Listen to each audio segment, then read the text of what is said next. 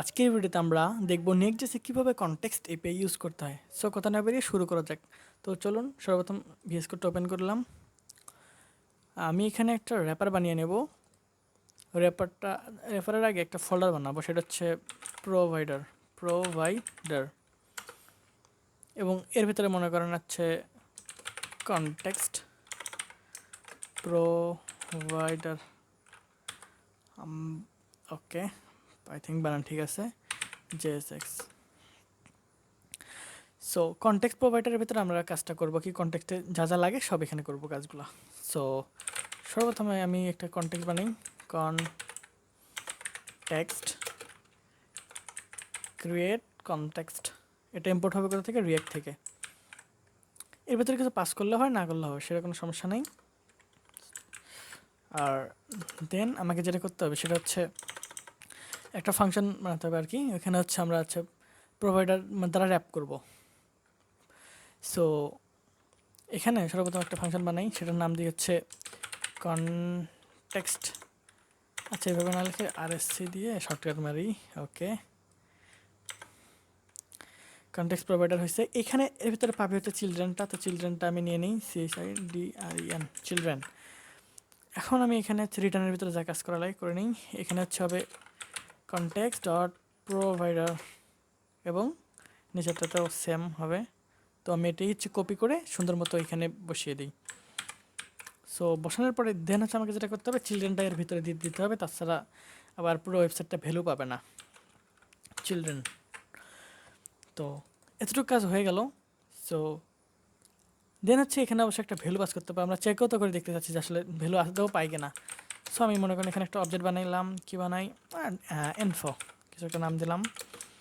এটা একটা অবজেক্ট, এখানে নাম দিলাম হচ্ছে ইউজার নেম, ইউজার। আচ্ছা, ইউজার দেই, একটা নাম দিই নেম, কিছু একটা দিলাম। দেন হচ্ছে প্রোভাইডারের মধ্যে ভ্যালু হিসেবে আমরা এটাকে পাস করে দিলাম। এখন হচ্ছে এটার কাজ মোটামুটি শেষ, কিন্তু এভাবে যদি আপনারা শুধুমাত্র করেন তাহলে কিন্তু ইরর খেয়ে যাবেন। এই কনটেক্সটের ভিতরে অনেক কিছু ইউজ থাকে, এই জন্য অবশ্যই এখানে ইউজ ক্লায়েন্ট করে নিতে হবে। সো এটাকে আমি এক্সপোর্টও করে ফেলছি। এখন এটাকে আমাকে র্যাপ করতে হবে। র্যাপ করার জন্য আমি কোথায় যাব, ডিরেক্টলি layout.js বা layout.jsx-এ যাবো। যার পরে বডির ভিতরে আমি হচ্ছে সুন্দর মতো র্যাপ করতে পারবো। সো এটাকে ইম্পোর্ট করতে হবে, কনটেক্সট কনটেক্সট প্রোভাইডার। ওকে, ইম্পোর্ট হয়ে গেছে। এটা সেলফ ক্লোজ হবে না, এখানে হচ্ছে বডি থাকবে ভিতরে। ওকে,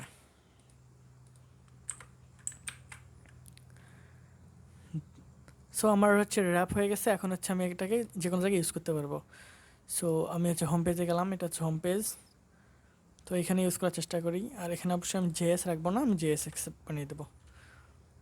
দেন এখানে হচ্ছে আমি এখন এখানে ইউজ করতে পারি। কনটেক্সট ইউজ করার জন্য কী করতে হবে, ইউজ কনটেক্সট মানে ইউজ কনটেক্সট হুকটা ইউজ করতে হবে। ইউজ কনটেক্সট, এই হুকসের ভিতরে আমাকে কনটেক্সটটা পাস করে দিতে হবে। কনটেক্সটটা কী ছিল, সরি দেখিয়ে নিই একটু। আমার কনটেক্সটের নাম হচ্ছে শুধু কনটেক্সট। ওকে, সো আমি এখানে কনটেক্সটটা ইম্পোর্ট করে নেব। কনটেক্সট, সরি কনটেক্সটটাকে আমি এক্সপোর্ট করে নিই। ওকে, করে নিই এক্সপোর্ট। ওকে, কনটেক্সটটাকে এক্সপোর্ট করে নিচ্ছি। এখন হচ্ছে এখানে ইম্পোর্ট করতে হবে। সো ইম্পোর্ট হয়ে গেছে। তো চলুন এখন চেক করে দেখি যে এখানে আপাতত অবজেক্ট না ডিসট্রাকশন না করে শুধু লিখে হচ্ছে ভ্যালু, এবং হচ্ছে ভ্যালুটাকে আমি হচ্ছে কনসোল লগ করব, কনসোল লগ ভ্যালু। সো আমার ভ্যালুটা কনসোল লগ হয়েছে। তো আমি একটু মেক শিওর হওয়ার জন্য এখানে লাইনের নাম্বারটাও দিয়ে দিলাম। তো চলুন দেখি এখন ব্রাউজারে। দেখেন আমি ইরর খাই গেছি, কারণ আমার আরেকটা জিনিস, সেটা হচ্ছে আমি এখানে একটা হুক ইউজ করছি, আর হুক অবশ্যই ক্লায়েন্ট সাইডে হতে হবে।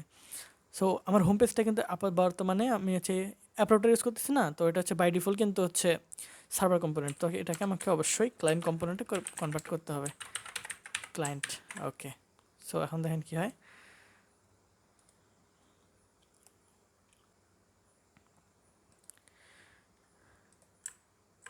সরি, মানে CLI and CLI CLIE and client বানানটা একটু ভুল হয়েছিল, সরি।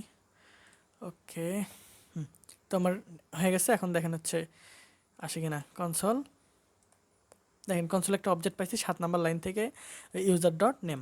এখন আপনারা যে কোনো জায়গায় ইউজ করতে পারবেন। সো আজকের ভিডিওটা এই পর্যন্তই। Thanks for watching.